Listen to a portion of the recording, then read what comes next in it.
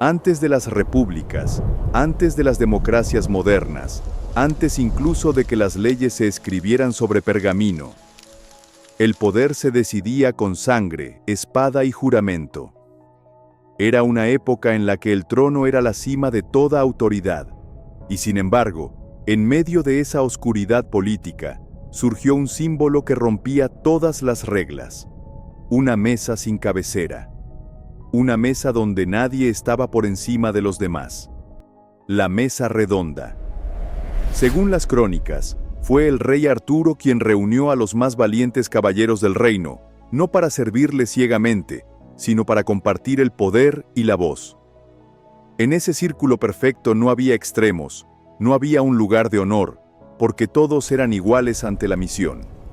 Igualdad, lealtad, justicia. Era una imagen revolucionaria para su tiempo, demasiado adelantada a la mentalidad feudal de la Edad Media.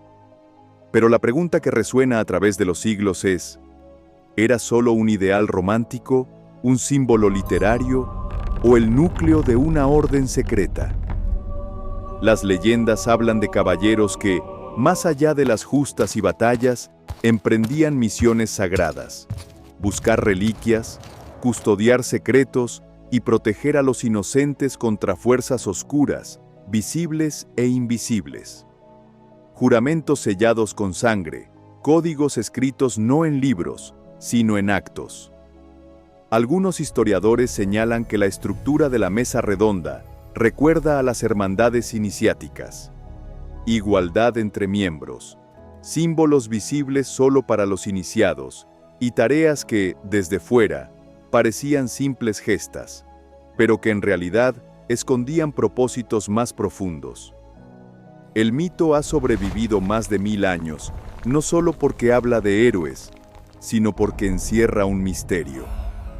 Uno que invita a preguntarnos si aquel círculo de madera alguna vez existió físicamente, o si fue la fachada perfecta para algo mucho más duradero. Una red de guardianes que, bajo distintos nombres, podría haber sobrevivido hasta hoy. La leyenda empieza con Arturo, pero quizá no termina con él. Para entender el verdadero alcance de la mesa redonda, hay que mirar más allá de la literatura cortesana y adentrarse en lo que la historia oficial deja en penumbra. El ideal de igualdad que representaba era tan disruptivo que muchos cronistas medievales lo describieron con un aire casi subversivo. En un mundo dominado por la jerarquía y el derecho divino de los reyes, que un monarca se sentara al mismo nivel que sus caballeros no solo era extraño, era peligroso. Los relatos más antiguos sobre Arturo y sus hombres insinúan que la mesa redonda era algo más que un mueble, era un pacto. Cada asiento representaba una voz y un voto en asuntos que trascendían la guerra. Misiones que, en la superficie, podían parecer actos de heroísmo o diplomacia, pero que en realidad eran operaciones con un fin mucho más estratégico: preservar el equilibrio del reino frente a amenazas que nunca se contaban al pueblo. Ahí es donde los paralelismos con las sociedades secretas se vuelven inevitables. La mesa como símbolo de hermandad, los códigos invisibles, la iniciación a través de hazañas, la confidencialidad absoluta. Y por encima de todo, una red de contactos que podía operar sin el conocimiento del resto de la corte.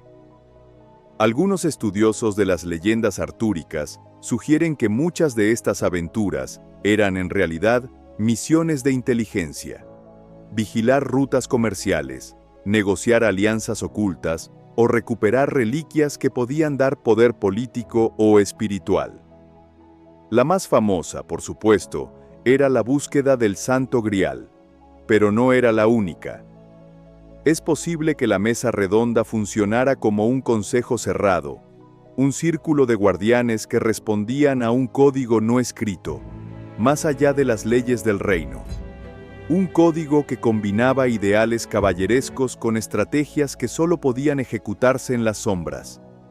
Y si era así, entonces su mayor secreto no era lo que hicieron, sino que su estructura, sus símbolos y su misión habrían sobrevivido, disfrazados bajo otras formas, mucho después de que el castillo de Camelot se desvaneciera en la niebla de la leyenda. El corazón del mito late en los nombres que ocuparon la mesa: Lancelot, Gawain, Galahad, Percival. Cada uno con una historia que, leída con ojos modernos, podría interpretarse como una misión asignada dentro de una estructura organizada. Lancelot, el guerrero invencible, quizás encargado de las operaciones más arriesgadas. Gawain, con su inquebrantable sentido del honor, el mediador y diplomático del grupo.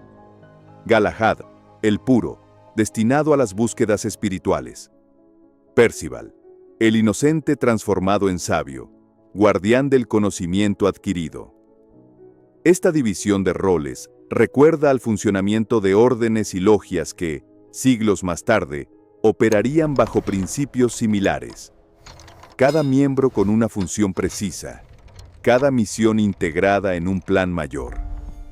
La idea de que la mesa redonda fuera un círculo de iniciados se refuerza con la insistencia en códigos y pruebas para acceder a ella. No cualquiera podía sentarse en uno de sus asientos. Era necesario demostrar no solo valor, sino lealtad y pureza de intención. El mítico asiento peligroso, reservado para aquel que pudiera encontrar el Grial, simboliza el grado supremo dentro de esta hermandad, un rango que exigía una misión de vida y posiblemente el sacrificio total. Pero si aceptamos que este grupo funcionaba como una orden secreta, surge una pregunta inquietante. ¿Quién trazaba las verdaderas directrices? ¿Era Arturo el líder absoluto? ¿O había una autoridad más antigua y oculta que usaba Camelot como fachada para sus fines? En este punto, algunas teorías modernas conectan la mesa redonda con tradiciones que anteceden al cristianismo, fusionadas después con el ideal caballeresco. Un linaje de guardianes que, bajo diferentes nombres y símbolos, habría atravesado siglos, adaptándose a las circunstancias históricas y protegiendo secretos que, de salir a la luz, podrían cambiar el curso de reinos enteros. La mesa, entonces, no sería solo un símbolo de igualdad, sino el emblema de un poder silencioso y perpetuo. Un círculo que jamás se rompió. Si la mesa redonda fue realmente una orden secreta, su fortaleza no estaba solo en sus espadas, sino en su red de símbolos y mensajes ocultos. La iconografía asociada a Camelot está llena de pistas, escudos con cruces que no siempre eran cristianas, colores que indicaban rango o misión, e incluso animales heráldicos con significados que solo los iniciados podían descifrar. Algunos manuscritos medievales mencionan reuniones nocturnas, lejos de la corte y las miradas indiscretas. Allí, los caballeros trazaban rutas, discutían misiones y sellaban pactos sobre reliquias que jamás debían caer en manos equivocadas. Este patrón de reunión y juramento secreto recuerda demasiado a la estructura de logias posteriores, que también mezclaban ritos simbólicos con decisiones estratégicas. Los vínculos con otras organizaciones antiguas son inevitables. Hay teorías que sitúan el origen de la mesa en los druidas, guardianes de un conocimiento que combinaba astronomía, geografía sagrada y leyes orales. Otros la conectan con tradiciones orientales traídas por viajeros y mercenarios antes de las cruzadas, donde el concepto de hermandades cerradas y códigos de honor era común. El mito del Santo Grial refuerza aún más esta visión. No era solo un objeto sagrado, era un símbolo del conocimiento supremo, accesible solo para quien completara pruebas de valor, sabiduría y pureza. En este contexto, el Grial sería la verdad última que la orden protegía, ya fuera un objeto físico, un documento o una revelación que podía alterar el equilibrio del poder. Si seguimos este hilo, la disolución de Camelot no habría sido el fin, sino un cambio de escenario. La hermandad pudo haberse fragmentado en grupos más pequeños, adoptando nuevos nombres y adaptándose a los cambios políticos. Un símbolo tan poderoso como la mesa redonda habría sido demasiado valioso para desaparecer, y demasiado peligroso para dejar a la vista. La historia que conocemos podría ser solo la superficie, un relato adaptado para distraer de lo que realmente fue. Un círculo de guardianes que aún podría operar, en silencio, guiando eventos desde las sombras. El eco de la mesa redonda resuena todavía, no solo en leyendas, sino en símbolos que han sobrevivido disfrazados de ornamentos, escudos y emblemas. Algunos investigadores señalan que ciertos patrones circulares en vitrales góticos, sellos reales y hasta diseños de logias modernas conservan la misma estructura. Un centro vacío rodeado por un número limitado de posiciones, como si perpetuaran en silencio la imagen del círculo perfecto. La verdadera pregunta es, si esta hermandad sobrevivió, ¿qué defiende ahora? En la Edad Media, su misión pudo ser proteger reliquias y mantener la estabilidad de un reino. En el mundo actual, podría significar custodiar información, tecnología o acuerdos cuya revelación cambiaría el rumbo de naciones enteras. El poder de la mesa redonda siempre residió en su discreción. No proclamaba su existencia. No dejaba crónicas oficiales. Su fuerza estaba en pasar inadvertida, mezclando la verdad con el mito hasta que resultara imposible separarlos. Así, podían influir en el curso de los acontecimientos sin levantar sospechas. Las historias de Arturo y sus caballeros pueden leerse como fábulas morales, sí, pero también como relatos cifrados, diseñados para preservar códigos y advertencias para quienes supieran descifrarlos.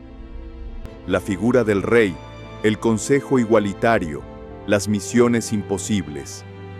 Todos son elementos que, más allá del romanticismo, forman un patrón de control, protección y transmisión de conocimiento. Quizá por eso la leyenda nunca muere. Porque, en algún rincón del mundo, puede que un grupo de herederos espirituales de la mesa redonda aún se reúna, bajo otras banderas y con otros nombres, pero fieles al mismo juramento de igualdad, lealtad y justicia.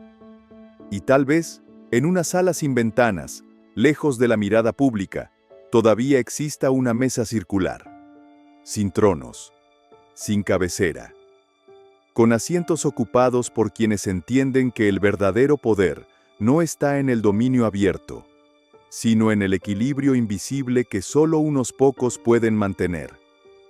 Un círculo que, como la leyenda, jamás se rompe.